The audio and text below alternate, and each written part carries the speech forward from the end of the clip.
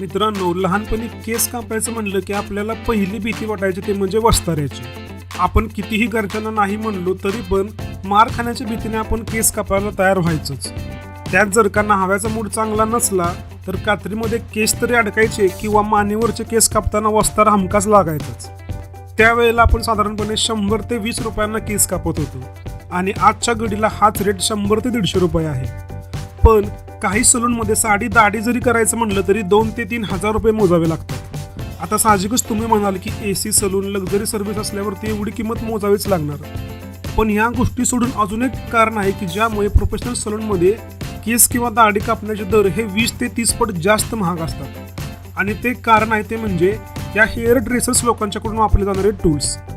आता हे लोक ज्या प्रकारच्या कात्र्या वापरतात त्या कात्रीच्या एका जोडीची किंमत साधारणपणे 1.5 लाखापासून चालू होते.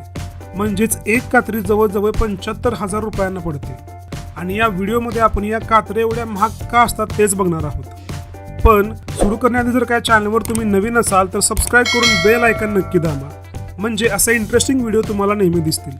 तर मित्रांनो, स्वागत आहे तुमचं फॅक्ट गजब दुनियेमध्ये, म्हणजेच फॅक्ट स्पूनमध्ये. या प्रोफेशनल कात्र्या महाग असण्याचे मेन 4 कारणे आहेत. पहिलं म्हणजे क्वालिटी मटेरियल, दुसरं म्हणजे प्रिसिशन आणि डिझाईन, तिसरं म्हणजे मेंटेनन्स आणि ड्युरेबिलिटी म्हणजेच टिकून राहण्याची क्षमता, आणि चौथं कारण ते म्हणजे ब्रँड रेप्युटेशन. आता पहिलं कारण ते म्हणजे यामध्ये वापरलं जाणारं मटेरियल, आणि हेच सगळ्यात महत्त्वाचं कारण ठरतं यांच्या किमती महाग असण्याचं. या मटेरियलमध्ये Japanese steel, German stainless steel, cobalt, nickel यांचे मिश्रण असलेले, ज्यांची ग्रेड लेवल 1 ते 6 पर्यंत असते असे धातू वापरतात. ह्या मटेरियलचे वैशिष्ट्य म्हणजे हे मटेरियल कठीण असते, त्याचबरोबर याला हवा तसा शेप आपण देऊ शकतो.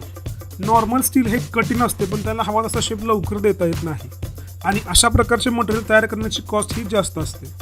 दुसरं म्हणजे हे मटेरियल लवकर भिजत नाही, त्याच्यामुळे या हेअर ड्रेसर्स लोकांच्या कात्र्या वर्षानुवर्षे टिकतात. दुसरं कारण ते म्हणजे याचा असणारं डिझाईन. आता ह्या कात्र्या स्पेशली प्रोफेशनल हेअर ड्रेसर्स लोकांसाठी तयार केल्या जातात. साहजिकच त्या कात्र्या घरामध्ये आपण यूज करू शकतो, पण ह्या कात्रीने कागद किंवा एखादं कापड सहज कापलं जाणार नाही.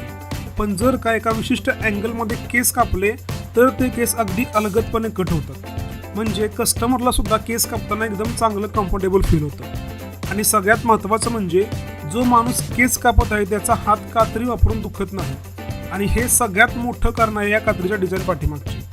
कारण प्रोफेशनल हेअर ड्रेसर्स लोकांना तासनतास हे काम करावे लागते, त्याच्यामुळे अंगठ्याचा मागचा भाग आणि मनगटावरती सारखा लोड येतो. साध्या जर का कात्र्या त्यांनी वापरल्या तर ते काम 1 तास सुद्धा करू शकणार नाही, इतकं हे काम हार्ड असतं. म्हणून कात्रीचं असणारं वजन, कापताना होणारा दोन्ही ब्लेडचा अँगल, केस कट करताना हाताचा लावला जाणारा फोर्स हा कमीत कमी ठेवावा लागतो. या सगळ्या गोष्टींची काळजी ही डिझाईन करताना घेतली जाते. पुढचा मुद्दा म्हणजे वेगवेगळ्या कस्टमरचे केस हे वेगवेगळ्या प्रकारचे असतात, आणि त्यांना शेप देण्यासाठी वेगवेगळ्या कात्र्यांचा वेगवेगळ्या पद्धतीने वापर केला जातो. यासाठी ह्या कात्र्या खूप उपयोगी असतात. काही लोकांचे जर का कुरळे केस असतील तर ते केस कापताना जास्त फोर्स लावावा लागतो. आता ह्यामध्ये या स्पेशल डिझाईन केलेल्या कात्र्या येतात की त्या कात्र्यांना एवढा फोर्स लावावा लागत नाही. ह्या कात्र्यांची जी ब्लेड असतात ते कापताना एकमेकाला टच होऊन जात नाहीत. ज्या वेळेला पूर्ण कात्री बंद होते त्याच वेळेला एका विशिष्ट अँगलमध्ये येऊन हे एकमेकाला मिळतात व कट बसतो, आणि हे डिझाईन अचीव करायला खूप मेहनत करावी लागते. ब्लेडला त्या प्रकारे अँगलमध्ये तयार करणे हे खूप कष्टाचे आणि स्किलफुल काम असते. पुढचा मुद्दा येतो कात्रीच्या बॅलन्सचा. आता याच्यामध्ये हँडल आणि ब्लेड या दोघांचा बॅलन्स असणे, त्याचबरोबर दोन्ही ब्लेडचा बॅलन्स एकमेकांच्यावरती असणे खूप जास्त गरजेचे असते. त्याच्यामध्ये अगदी किंचित सुद्धा तफावत असली तर कापताना हातावरती लोड येतो, आणि जो कापणारा माणूस आहे त्याला त्रास होतो, आणि साहजिकच तो कस्टमरला चांगला एक्सपिरियन्स देऊ शकत नाही. ह्या ब्लेडची बॅलन्सिंग त्याचबरोबर पूर्ण कात्रीचे बॅलन्सिंग बरोबर आहे का नाही हे वेगवेगळ्या टेस्टने डिसाईड केले जाते, आणि साहजिकच ह्या टेस्ट आल्या की कात्रीची किंमत सुद्धा वाढते. तिसरं कारण आहे ते म्हणजे मेंटेनन्स आणि ड्युरेबिलिटी, म्हणजेच या कात्रीची टिकून राहण्याची क्षमता. ह्या कात्रीला वेगवेगळ्या प्रकारे विशिष्ट अँगलमध्ये धार लावली जाते, जेणेकरून ज्यावेळेस केस कापले जातील त्यावेळेला कमीत कमी फोर्समध्ये व कमीत कमी मुवमेंटमध्ये तो केस कट होईल. कारण जेवढ्या हलक्या हाताने केस कापले जातील तेवढा त्या कस्टमरला चांगला एक्सपिरियन्स देता येईल, आणि जेवढी हाताची ताकद कमी लागेल तेवढं त्या कापणाऱ्या व्यक्तीला पण कम्फर्टेबल फील होईल. आणि हाय क्वालिटी मटेरियल वापरल्यामुळे या कात्र्यांची धार लवकर जात नाही. पण जेव्हा पण आपण कात्रीला धार लावतो त्यावेळेला या कात्र्यांचे मटेरियल जास्त दिसत नाही आणि त्याच्यामुळे ही कात्री खूप जास्त वर्ष टिकते. साध्या कात्र्यांना आपण 3 ते 4 वेळा धार लावली की त्या टाकून द्याव्या लागतात, कारण त्यांचे ब्लेड हे पूर्णपणे निकामी झालेले असते.